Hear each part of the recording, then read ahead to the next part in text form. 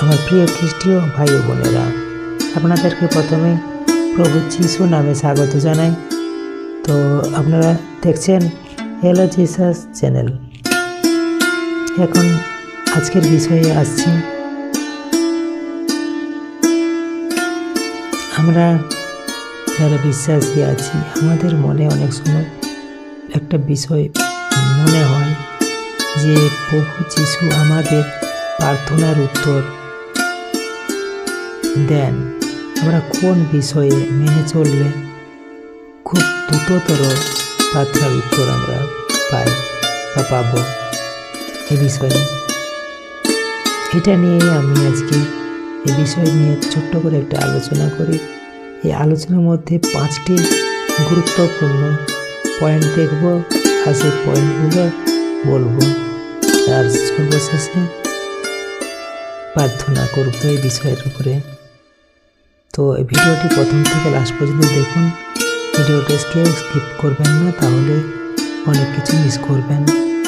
প্রভুর যে আত্মিক শিক্ষা পেতে গেলে সম্পূর্ণভাবে আত্মিক সেই খাদ্যটা পাওয়ার জন্য বা আত্মিক জীবন লাভ করার জন্য আত্মিক শক্তি যাতে পাই আমরা, আর আমাদের আত্মিক চক্ষু, আত্মিক কর্ণ, আত্মিক জ্ঞানের ভাণ্ডার যাতে আমরা পরিপূর্ণ করতে পারি, তাহলে কিন্তু আমাদের আত্মিক শিক্ষাটা একান্ত প্রয়োজন। তাই আমাদেরকে প্রথম থেকে লাস্ট পর্যন্ত আমাদেরকে যে আলোচনা হয় সেই আলোচনাগুলো শোনা দরকার আছে। তো এখন বিষয়ে আসি। 5টি গুরুত্বপূর্ণ যে পয়েন্ট আছে আজকের বিষয় অনুযায়ী। প্রভু যিশু দ্রুত প্রার্থনার উত্তর দেন, এই বিষয়ে 5টি পয়েন্ট। 1 নম্বর পয়েন্ট, বিশ্বাস নিয়ে প্রার্থনা করা। বিশ্বাস নিয়ে প্রার্থনা করা। তো বিশ্বাস নিয়ে আমরা যদি প্রার্থনা করি, তাহলে প্রভু আমাদেরকে দ্রুত প্রার্থনার উত্তর দিয়ে থাকেন। হৃদয় অন্তর পরিষ্কার করে আমরা যদি প্রভুকে স্মরণ করি, ডাকি, তাহলে যে কোনো সমস্যা হোক, যে কোনো বিপদ আপদ হোক, যে কোনো রোগ অসুখ হোক, যা কিছু হোক না কেন, প্রভু কিন্তু আমাদের প্রার্থনার উত্তর দিয়ে থাকেন দ্রুত। তো এই বিষয়ে বাইবেল কি বলে সেটা এখন দেখি।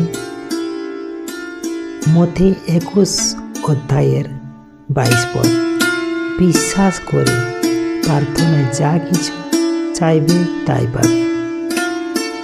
তো সন্দেহ না করে পূর্ণ বিশ্বাস নিয়ে প্রার্থনা করলে প্রভু দ্রুত কাজ করেন। এবার আমরা 2 নম্বর পয়েন্ট দেখব।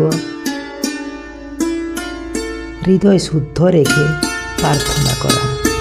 হৃদয় শুদ্ধ রেখে প্রার্থনা করা।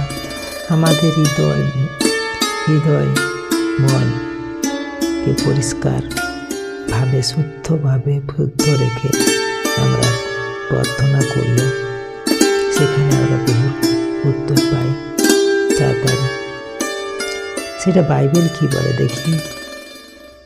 গীত সংহিতা 66 অধ্যায়ের 18 পদ, আমি যদি মনে অন্যায় পোষণ করতাম, প্রভু আমার প্রার্থনা শুনতেন না। আমি যদি মনে অন্যায় পোষণ বা আমি যদি মনের মধ্যে কোনো অন্যায় জিনিস, পাপ লুকানো থাকে, গোপন যদি কোনো পাপ অপরাধ থাকে, বা সেটা পাপ করে থাকি, অন্যায় করে থাকি, বা কোনো বিষয়ে কাউকে আমি ঈর্ষা করি, ঘেন্না করি, এইসব পাপ নিয়ে থাকলে প্রার্থনার পথে কিন্তু বাধা হয়। এবার আমরা 3 নম্বর পয়েন্ট দেখি। ক্ষমাশীল মন নিয়ে প্রার্থনা করা। ক্ষমাশীল মন নিয়ে প্রার্থনা করা। বাইবেল কি বলছে সেটা দেখি।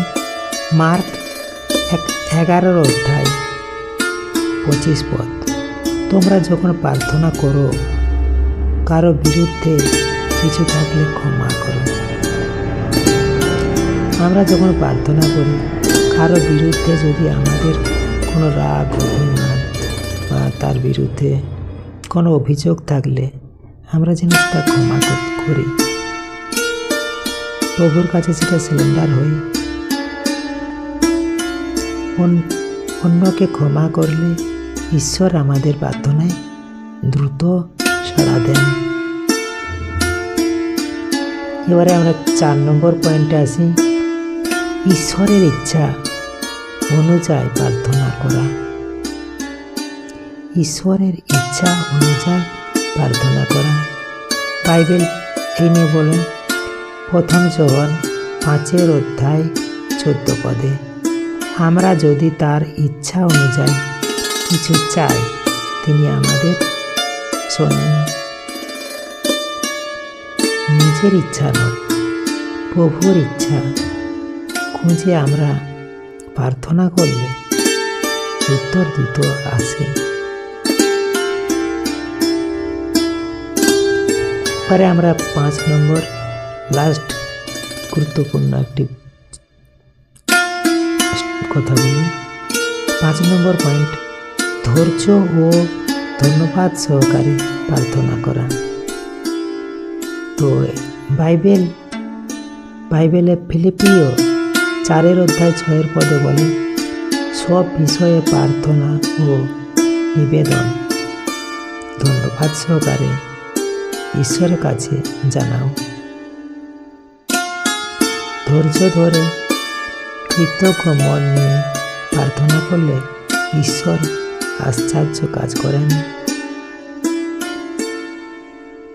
তো এবারে এই বিষয়ের উপরে ছোট্ট করে একটু প্রার্থনা করি।